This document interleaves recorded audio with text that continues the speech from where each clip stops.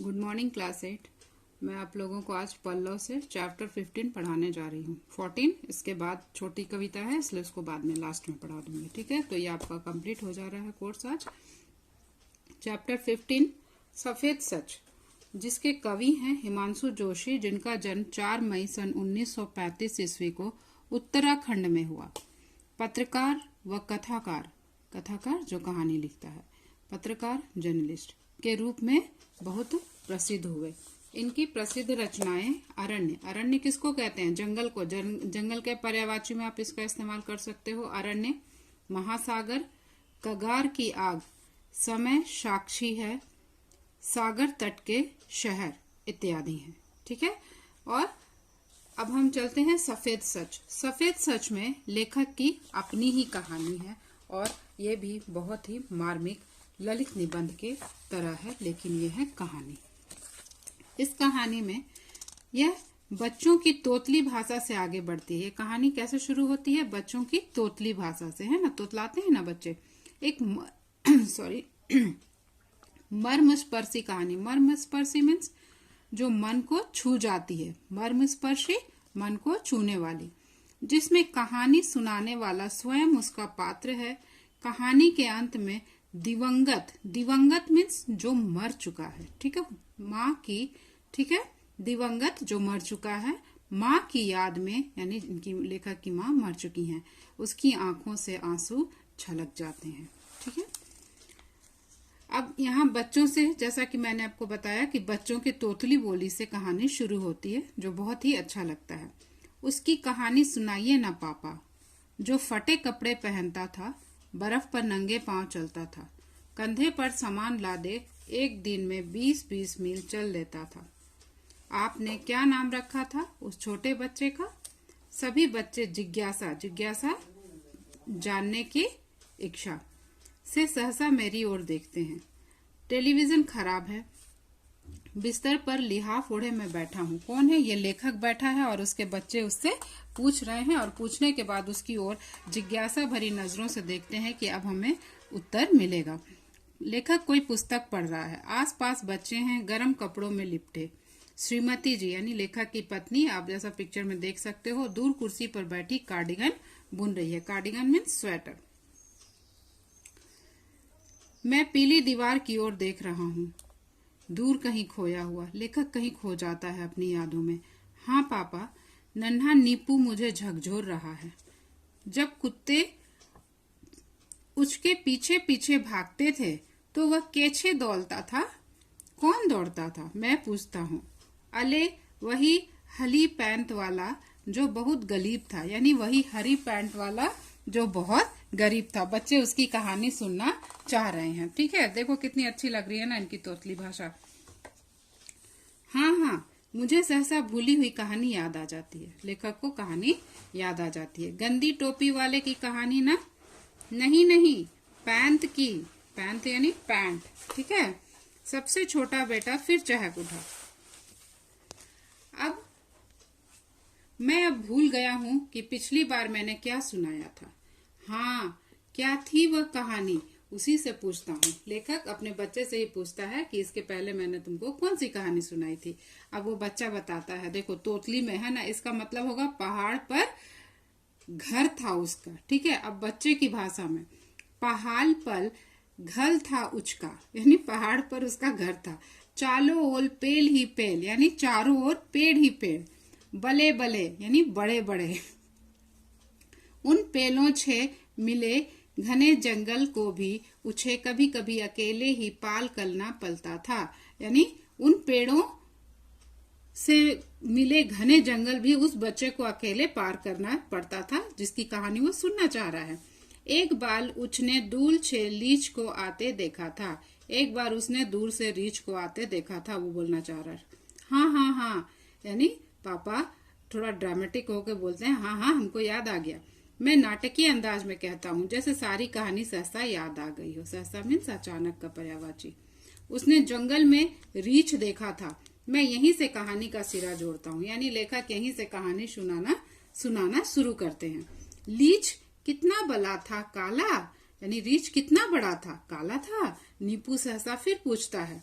चुप, बच्चे उसे चुप कराने लगते हैं, क्योंकि बच्चे उत्सुक है कहानी सुनाने को, और छोटा वाला नीपू जो है अपनी तोतली भाषा में कुछ न कुछ पूछता रहता है, जिससे कहानी में बाधा आ रही है। परंतु मैं उनकी बातें नहीं सुनता। दोनों बाहें फैलाकर नीपू को बतलाता हूँ। इतना बड़ा, काले काले मोटे झबरेले बाल, यानी कि भालू कैसा होता है पिक्चर में देख सकते हो, लंबे नाखून, सफेद दांत, बड़े बड़े, अगले पंजे हवा में उछालता वह झप झप चल रहा था। परसों तो आपने कहा था कि वह बर्फ के ऊपर काली गठरी की तरह बैठा था। सोनू बात काटता हुआ कहता है, हाँ तुम ठीक कह रहे हो बेटे, मैं भी गलत नहीं कह रहा हूँ। वह पहले गठरी की तरह बैठा था। कौन? सफेद भालू, है ना। सफेद बर्फ के काला भालू सफेद बर्फ के ऊपर धूप सेक रहा था, किंतु ज्यों ही गंदी टोपी वाली लड़के को देखा, यानी गंदी टोपी वाले लड़के को देखा, वह सहसा गुस्से में खड़ा हो गया। कौन खड़ा हो गया गुस्से में? भालू। अपने अगले पंजे हवा में हिलाता हुआ लपक लपक कर भागने लगा, यानी जोर जोर से भागने लगा। देखो कैसे बच्चे के पीछे भाग रहा भालू। जब अपने अगले पंजे आगे बढ़ाएगा तभी तो आगे बढ़ पाएगा ना। मैं उसे यानी लेखक ने अपने बच्चों को समझाते हुए कहा, हाथ कैसे उचके, तू बीच में क्यों टोकता है? सोनू गुस्से से नीपू की ओर देखता हुआ चिल्लाया। पापा आप कहानी आगे सुनाओ ना। मैं कहानी फिर आगे बढ़ाने लगता हूँ, यानी लेखक कहानी आगे कहने लगता है। गंदी टोपी वाले बच्चे ने जब रीछ को अपनी ओर आते देखा तो डर से उसके रोंगटे खड़े हो गए, यानी जो शरीर में रोआ होता है, डर से बच्चों खड़ा हो गया उसका। ठीक है, अब आप सोचिए आपके सामने अचानक भालू आ जाए तो क्या स्थिति होगी। वह थर थर कांपने लगा। चीखने के लिए उसका मुंह खुला, परंतु आवाज नहीं निकल पाई। डर के मारे उसकी आवाज भी नहीं निकल पाई इस बच्चे की। तभी उसे पता नहीं क्या सूझा, वह सरपट नीचे ढलान की ओर भागने लगा, है ना। पहाड़ी भाग था तो नीचे की ओर भागने लगा। रास्ता उबड़ खाबड़ था, पगडंडी नुमा, पगडंडी मीन्स पतला पतला, परंतु वह प्राण बचाता हुआ भागता रहा। अब आपके पीछे भालू पड़ जाएगा तो आप तो भागोगे ही ना। जब वह घाटी के पास पहुंचा तो उसने एक बार मुड़कर पीछे देखा। कौन? वो बच्चा। रीछ अब बहुत पीछे था, लपक लपक कर हाँफता हुआ उसी की। अब रीछ और गुस्सा हो गया था और बच्चे की तरफ ही दौड़ा चला आ रहा था। आपने कहा था कि वह बच्चा छोटा था, फिर रीछ से ज्यादा तेज कैसे दौड़ पाया? अब ये बड़ा बच्चा उनका पूछता है कि रीछ से तेज वो बच्चा कैसे दौड़ पाया। सोनू ने प्रश्न किया, बच्चा नहीं दौड़ सकता क्या? नीपू ने उसकी बात काटते हुए कहा, क्या बच्चा नहीं दौड़ सकता क्या? उसे शायद चिढ़ हो गई कि क्योंकि सोनू बार बार बीच में बोल रहा था। सोनू ठीक कह रहा है, मैं सोनू का पक्ष लेता हूँ। यदि बच्चा ऊपर की ओर भागता तो रीछ कुछ ही मीटर की दूरी पर उसे दबोच लेता। सौभाग्य था कि वह नीचे की ओर दौड़ा, क्योंकि रीछ नीचे की ओर नहीं दौड़ सकते, क्योंकि उसके बड़े बड़े बाल उसकी आंखों पे आ जाते हैं, उसको दिखता नहीं है, जिससे वो नहीं दौड़ पाता है। नीचे की ओर क्या रीछ नहीं दौड़ सकते? करुणा टोकती है इस बात पर, यानी लेखक की पत्नी टोकती है कि क्या रीछ नहीं, भालू नीचे की तरफ नहीं दौड़ सकते? तब लेखक बताता है, नीचे की ओर उतनी तेजी से नहीं भाग सकते, उनके सिर के झबरेले बाल आंखों के आगे आ जाते हैं, इस कारण उसे साफ साफ दिखाई नहीं पड़ता। पापा कहानी आगे सुनाओ। नीपू का रस भंग हो रहा है बीच की बातों से, यानी वो नहीं चाहता कि बीच में कोई टोके। हाँ, तो गंदी टोपी वाला वह लड़का नीचे घाटी में आ गया। इधर उधर उसने निगाहें दौड़ाई, पर कहीं भी छिपने के लिए जगह ना मिली। नीचे नदी थी, बड़ी भयावनी, है ना, बहुत भयंकर नदी घाटी के नीचे बह रही थी। घाटी मीन्स वैली। वह नदी के किनारे किनारे रास्ते पर दौड़ने लगा। रीछ अब भी उसका पीछा कर रहा था। कुछ ही कदम नीचे उतरकर बच्चे को एक पंचक्की दिखाई दी। पंचक्की आप देख सकते हो, पानी की चक्की। वह कुंडी खोलकर झटपट उसमें घुस गया और उसने भीतर से किवाड़ बंद कर लिया। ये पानी से चक्की चल रही है और जिसमें आटा गेहूं पिस रहा है ना। भीतर चक्की चल रही थी, लगातार घर घर करती हुई। ऊपर धरी कुंडी में अनाज भरा था। ये कुंडी है जिसमें अनाज डाला जाता है और ये पीस के, यहाँ बड़े बड़े पत्थर के 2 चक्की लगे होते हैं जिससे पीस के आटा बाहर निकलता है। भीतर कोई प्राणी न था। अनाज रखकर पता नहीं कौन कहाँ चला गया था। उसे लगा थोड़ी देर बाद रीछ भी आ गया है। जोर जोर से दरवाजा भड़बड़ा रहा, यानी वो बच्चा छुपने के लिए कहाँ, पंचक्की वाले रूम में घुस गया और अंदर से दरवाजा बंद कर लिया। लेकिन थोड़ी ही देर बाद जोर जोर से कोई दरवाजा ठोक रहा था, किंतु गंदी टोपी वाले ने भय के कारण दरवाजा नहीं खोला। लेकिन इस बच्चे को डर था कि शायद बाहर रीछ है, इसलिए उसने दरवाजा नहीं खोला। किवाड़ के सहारे पीठ टिकाकर बैठा रहा, सांस रोके। डर के मारे दीवार से सटकर चुपचाप बैठा था। बैठे बैठे उसने सारी रात गुजार दी, यानी बच्चा रात भर वहां बैठा रहा। रात के अंधियारे में बाहर उसे किसी के चीखने चिल्लाने की आवाज सुनाई दी, किंतु पंचक्की की घरघराहट में स्पष्ट कुछ न सुन पाया। यानी बाहर किसी के चीखने की आवाज थी, चिल्लाने की आवाज थी, लेकिन जो घर घर चक्की चल रही थी उसके कारण वो आवाज को क्लियर नहीं सुन पाया। पास ही शमशान घाट था। प्रेत लीला समझकर वो भय के मारे दम साधे रहा, यानी कि दम साधना, एकदम सांस रोक कर बैठा था डर से कि भूत पिचास चिल्ला रहे हैं, क्योंकि पास ही शमशान था। सुबह सूरज उगा तो दरवाजा खोला, देखा चिथड़ों में लिपटी खून से सनी किसी बूढ़ी औरत की लाश नीचे पड़ी है। वह उसी की अपनी माँ है। सुबह उसने जब दरवाजा खोला तो क्या देखा कि एक बूढ़ी औरत मरी पड़ी है और पूरे कपड़े पे खून लगा हुआ है, यानी भालू ने उसको मार दिया था। और वही औरत अपनी जान बचाने के लिए दरवाजा खटखटा रही थी और भालू ने उसे मार दिया। और वो औरत कौन थी? लेखक की अपनी माँ, उसकी माँ। अब छोटा तोतला बच्चा फिर पूछा, उसी की माँ? उसी की अपनी मम्मी? उसकी अपनी मम्मी? नीपू की बड़ी बड़ी आंखें भय से और बड़ी हो जाती हैं। हाँ, उसी की, मैं गंभीर स्वर में कहता हूँ। मेरी आवाज डूब सी जाती है, क्योंकि लेखक को अपनी माँ की वो मार्मिक मौत याद आ जाती है। श्रीमती जी इस बीच पता नहीं कब चाय बनाकर प्याला सामने रख गई। प्याले के ऊपर उठती भाप धीरे धीरे कम होती चली जा रही थी। उसकी माँ कैसे हो सकती है? वह कहानी झूठी लगती है। सोनू का स्वर है। क्यों, उसकी माँ कैसे नहीं हो सकती? करुणा कहती है, पापा ने बतलाया था ना कि वह लड़का बहुत गरीब था। उसकी माँ भी गरीब थी। दूसरों के घर में उन्हें नौकरी करनी पड़ती थी। वह लड़का गांव से 3-4 मील दूर अस्पताल में अपने मालिक के छोटे भाई को रोटी देने जा रहा था। हो सकता है उसकी माँ भी किसी का अनाज पिसवाने पंचक्की तक आई हो। चक्की में पिसता अनाज उसी का हो, है ना? जब गंदी टोपी वाले की मम्मी बाहर थी तो उसने दरवाजा क्यों नहीं खोला? नीपू गुस्से से पूछता है। उसे क्या पता था कि बाहर उसकी माँ हो सकती है? उसने उसे रीछ समझा, सोनू कहता है। उसकी मम्मी को किसने खाया? नीपू पूछता है। रीछ ने। करुणा इतना कहकर चुप हो जाती है। मैं चुपचाप ठंडी चाय पीने लगता हूँ, यानी पूरी शांति छा जाती है, क्योंकि कहानी ने यहाँ मार्मिक मोड़ ले लिया है।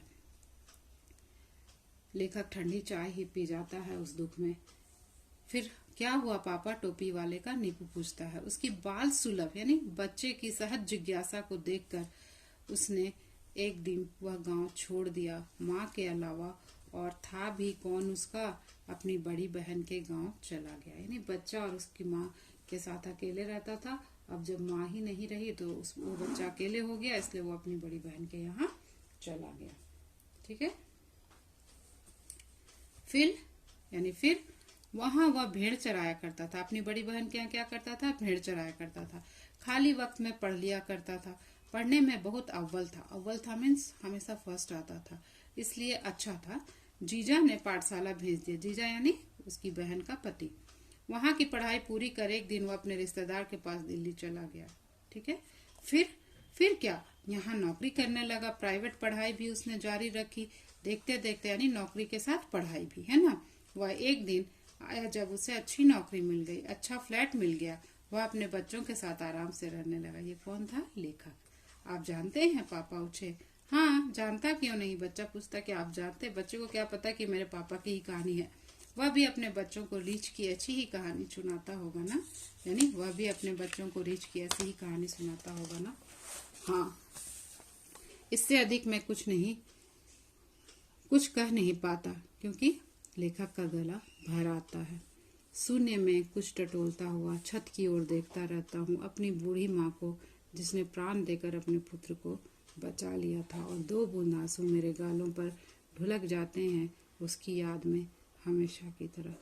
शायद स्वर्ग से झांक कर देख रही हो अपने पुत्र को, जो उसके आशीर्वाद से कुछ बन पाया है ना। ये कौन थे? हिमांशु जोशी। मार्मिक कहानी थी ना बच्चों। तो जीवन मूल्य क्या है? जीवन की कुछ स्मृतियां हमें आगे बढ़ने की प्रेरणा देती हैं। मैंने सारा कुछ आपके व्हाट्सएप में डाल दिया है, ये भी आज कंप्लीट करके डाल दूंगी, यानी बहुत अच्छे से आप इसको लर्न कीजिएगा, वर्ड मीनिंग भी पढ़िएगा और ग्रामर का जितना भी शब्द भंडार है सबका 1 से 40 तक कंप्लीट करना है। ठीक है, ग्रामर का शब्द भंडार का पर्यायवाची, विपरार्थक, मुहावरे व अनेक शब्दों के लिए एक शब्द, ये सबको 1 से 40 तक पढ़ना है। 1 से 40 तक आपको पढ़ना है। पत्र और निबंध भी मैंने फॉर्मेट आपको बता दिया, आपको लिख के प्रैक्टिस करना है। इस बार अगर थोड़ा भी पत्र गलत हुआ तो पूरा कट करके 0 बैठा देंगे। Okay, thank you.